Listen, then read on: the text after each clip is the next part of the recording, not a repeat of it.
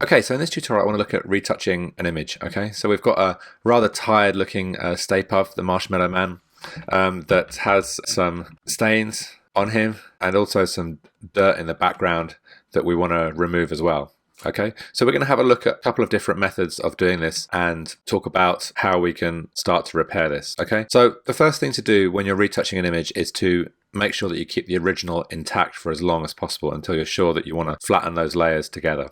Okay, so we are going to go to a new layer, and basically the tools we're using when we're retouching are in this area of the toolbar down here. Okay, so we have the spot healing brush tool, and then underneath there we have the healing brush tool, the patch tool, and then also the clone stamp tool. Okay, so we're going to start off with the clone stamp tool, and basically what this allows us to do is to take a selection of an area and then clone it to another location. Okay, so if we come down here, and I'm just going to zoom in, then you can see we've got a couple of spots here that we could tidy up on our Stay Puft, the Marshmallow Man. Okay, and one thing you want to make sure you have selected here is in the options toolbar, just make sure that you have the sample all layers checked. Okay, so in the drop down menu, just make sure you've checked sample all layers.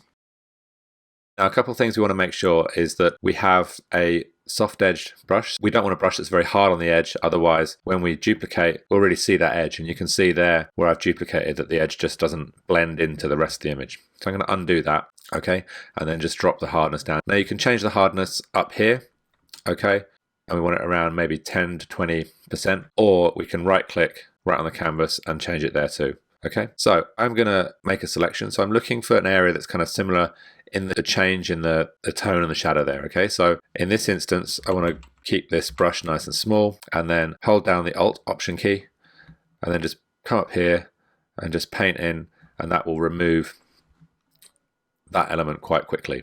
Okay, and we can do the same for some of these other elements. Okay, now in order to get some randomness within your retouching, you don't want things to start to look like a regular pattern. I tend to select quite a lot, so I'll be holding down the Alt key, make a selection, make a small adjustment, and then keep coming to do that again. Okay, for these small spots just around the edge here, I would work from the edge, so I'd select right on this blue line here, match that up, and then paint out from that blue line, okay, to retouch those elements, just so I can keep the blue line, the lighter blue line that we can see here, intact. So that's the first method for retouching, and that will work quite well for a lot of things using the clone stamp tool. Okay, so we have some other tools that we can use as well. So if we go to the spot healing brush tool, this tool will fix something by detecting the colors around that particular point in the image. So I can see up here we've got a small spot. If we make sure we've got proximity match on, so it's looking for areas of color that are similar around the edge here. We've got sample all layers on, which is important when you're using a second layer for your retouching, and we can now come in nice and tight to this spot here, just paint over it, and then it will retouch it.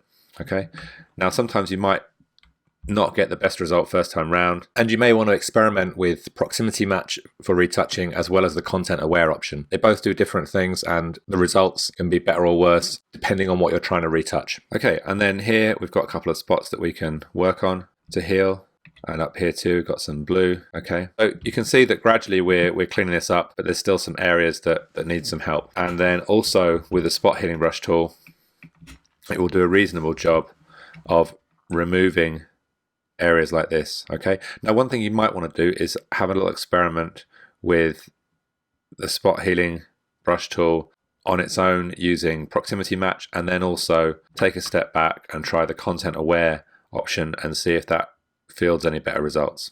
And basically content aware is running a different algorithm to try and fix those spots, and like all the tools in Photoshop, sometimes it will play and sometimes it won't. So let's try with this, the healing brush tool. Now the healing brush tool works similarly to the clone stamp tool in that you make a selection. So I'm going to make a selection from here and then just use that selection to tidy up this area here.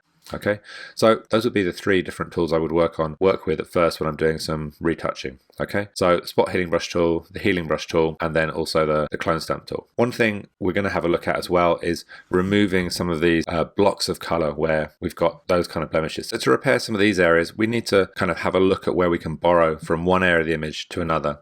And that's where we'd start to maybe think about using the patch tool. Now, the patch tool doesn't work on separate layers, so we need to make a duplicate of our background layer to actually work on these particular fixes. So I'm just going to grab the background layer and drag it down to the new layer button to make a complete copy of it. Okay, and for this I'm going to drag it above our other fixes. So I'm going to look here at where we can borrow from this area of the image with the patch tool to fix this area of the image. So if I just select quite nice and tight around there, I'll just drag this across to the right until I can see a kind of decent match in the tone of that part of the image. So you can see here I've moved one part of this image across and it's dropped that right back. Okay, and I could keep working into this, okay, for those other areas of pink, and then just drag across. Okay, and let's just zoom in, and it's done a reasonable job. We could also look at using an adjustment layer, so a hue saturation adjustment layer, to try and pull back some of that color in the white. Okay, and what I might do here is we would want our Stay Puft to be pretty white and nice clean plastic, but we want some of the blue and the red in the other areas of this Ghostbusters character. Okay, so if I pull this back, okay, and then on the hue saturation adjustments layer mask, I can then grab the brush tool, and using black in my paint palette, I can start to paint back in some of that blue, but leave the white untouched. Okay, so let's just make this brush a bit bigger, and we can just drop the hardness of that down a little bit. Okay, so we can brush this back in. Okay, and because we're painting on a layer mask, we can tidy up the edges in a second too if we see too much of that discoloration in the white coming in. Let's just get the color back into here. Okay, and you can see just around the edge here, I want to switch back to white to paint that back in. Okay, and up here at the top of the head as well. You can see eventually we're ending up with a nice kind of pure white Stay Puft Marshmallow Man, but then the nice bright colors of his uniform.